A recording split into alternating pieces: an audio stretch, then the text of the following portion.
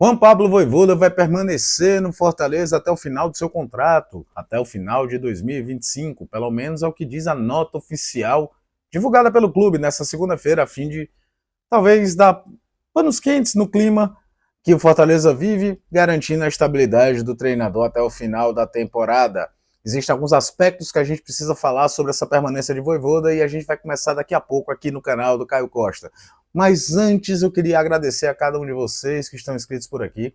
Meu muito obrigado mesmo, batemos recentemente a marca de 15.300 inscritos por aqui, caminhando ali devagarzinho para chegar a 15.400, 15.500, 600, enfim, subindo o número de gente aqui na nossa comunidade, aqui no canal do Caio Costa.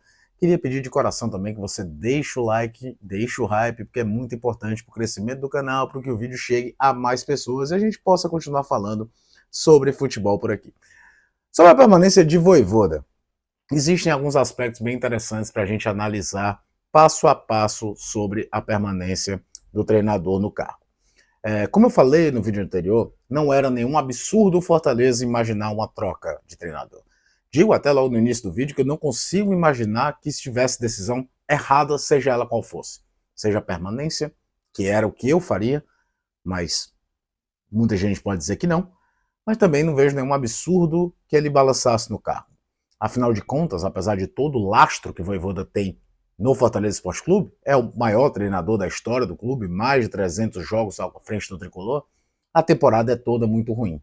E por mais que nós podemos falar que a janela foi terrível, que o time não encaixou, que jogadores que já atuaram melhor em outras temporadas caíram de produção, ele ainda é o treinador, é ele que avaliza, é ele que coloca para treinar e é ele que coloca para jogar. Ele tem responsabilidade no atual momento.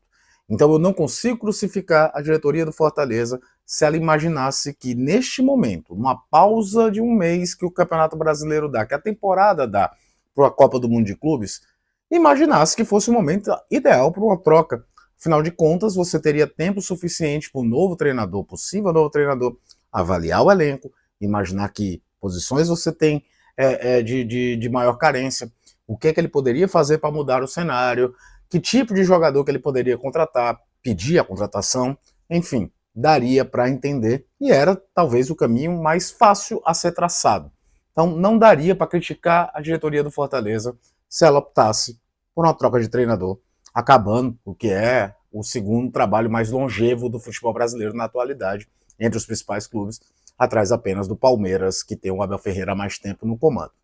Então, é o primeiro aspecto que a gente precisa falar nisso. Segundo, a permanência é muito coerente com a postura, e aí eu vou personificar, do Marcelo Paes desde que ele assumiu o Fortaleza como presidente em 2018. Hoje ele não tem mais o cargo de presidente, é o CEO do clube, né? Aquela questão de SAF, você está cansado de saber, mas ele é a grande cabeça pensante do futebol do Fortaleza. Mesmo nesse momento que o departamento de futebol, que era mais estável, ficou mais desconfigurado, tendo a volta do Sérgio Papelinha agora, para um processo de remontagem. Marcelo Paes não tem como histórico demitir treinador. A gente tem que remontar 18, quando ele banca o Rogério Ceni após perder os 2 jogos da final do estadual daquele ano. Muita gente não lembra, mas a pressão para tirar o Rogério do cargo era gigantesca antes da estreia do Fortaleza na Série B daquele ano. Inclusive atletas, o próprio Rogério, muitos deles já deram entrevista como foi fundamental o Fortaleza vencer o primeiro jogo daquele campeonato de virada sobre o Guarani de Campinas, com um gol de falta do Gustavo, do Gustagol, para que o trabalho pudesse ter uma maior tranquilidade, e aí o Fortaleza engrenou uma sequência de vitórias nas primeiras rodadas daquela Série B e ganhou aquele campeonato. Ali o Marcelo fez uma grande aposta e ganhou e colheu os louros disso. Mas o caminho mais fácil teria sido demitir o Rogério. E se você for pegar de lá de 18 para cá, o Fortaleza só demitiu 3 treinadores.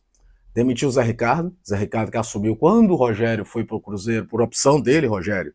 E aí o Zé Ricardo cai, foi até após uma goleada contra o Atlético Paranaense lá em Curitiba, e o mercado ainda deu a chance de trazer o Rogério de volta, porque o Rogério tinha sido demitido do Cruzeiro, ainda teve essa coisa da janela de oportunidade para o Fortaleza trazer o Rogério de volta.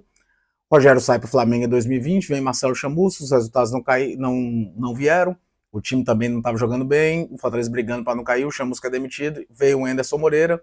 O Anderson Moreira teve N problemas, teve Covid, teve várias situações que impediram que ele tivesse um trabalho mais natural, fluindo no Fortaleza, mas o time não cai. E o Fortaleza ainda dá ao Anderson, de uma certa forma, aquela primeira parte da temporada, só o demite após a eliminação na Copa do Nordeste. E para quem não lembra, os resultados nem eram tão ruins. O Fortaleza tinha perdido um jogo pro Santa Cruz. Mas o time, de fato, com bola não jogou muito. E como existia uma brecha de primeira fase do Campeonato Cearense até começar o Campeonato Brasileiro, o Fortaleza entendeu que era hora de mudar. E ainda passou um tempo, para quem não lembra também, com o Léo Porto comandando o time no Campeonato Estadual, até a chegada de Vojvoda fazer aquela estreia naquele jogo maluco contra o Crato lá em Calcaia. Então, não é muito do Marcelo Paes e demitir treinador. Então, manter o Vojvoda, mesmo que seja até o final do contrato, é uma questão até de coerência com o que o Marcelo Paes acredita de continuidade de como deve ser feito um trabalho de futebol. Embora, repito que falei no começo do vídeo, daria para entender se o Fortaleza não quisesse a manutenção do treinador. Vamos para a terceira parte. A terceira parte é o seguinte, o próprio Marcelo Paes falou já em mudanças drásticas no Fortaleza. Se a mudança drástica não é a troca do comando técnico, passa por uma reformulação de elenco. E agora é, como dizem, a bala de prata. Não dá mais para errar. A janela de janeiro foi um desastre. Ninguém funcionou. Ninguém deu certo. As coisas podem mudar? Podem. É provável? Não.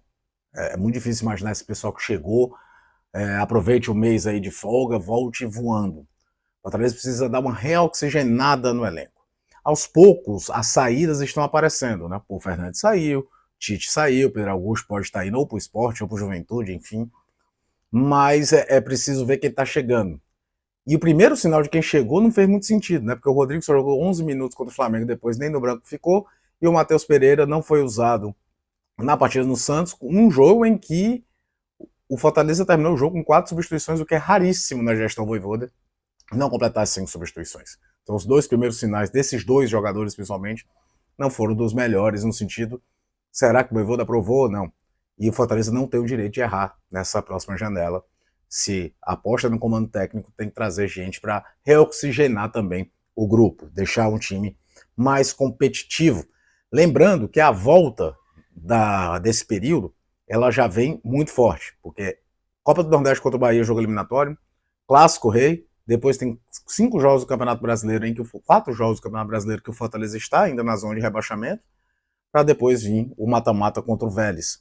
O que talvez também tenha influenciado em não procurar ninguém no mercado, porque qualquer treinador que chegasse, pegasse esse período e tomasse, perdesse do Bahia, perdesse do Ceará e fosse eliminado da Copa Libertadores, ele já chegaria na metade de agosto balançando, porque afinal de contas, por pior que seja o momento do Fortaleza hoje, quem viesse estaria substituindo o maior treinador da história do clube, um treinador que já tirou o Fortaleza de situações complicadíssimas. Inclusive, naquela história do histórico do Marcelo Paes, eu esqueci de falar, mas precisa ser dito, em 2022, embora o contexto fosse completamente diferente, o Fortaleza tinha ganho o Campeonato Cearense, tinha ganho a Copa do Nordeste, tinha feito uma brilhante campanha na Libertadores, mesma fase, é verdade, mas um contexto que vocês sabem completamente diferente, como aquele time se classificou e como esse se classificou para as oitavas de final, estava vivo na Copa do Brasil e não jogava tão mal, mas mesmo assim, uma lanterna ao final de um turno no Campeonato Brasileiro, normalmente é sinônimo de demissão e Marcelo Paes bancou, sabe da pressão que é a hora de usar de novo esse lastro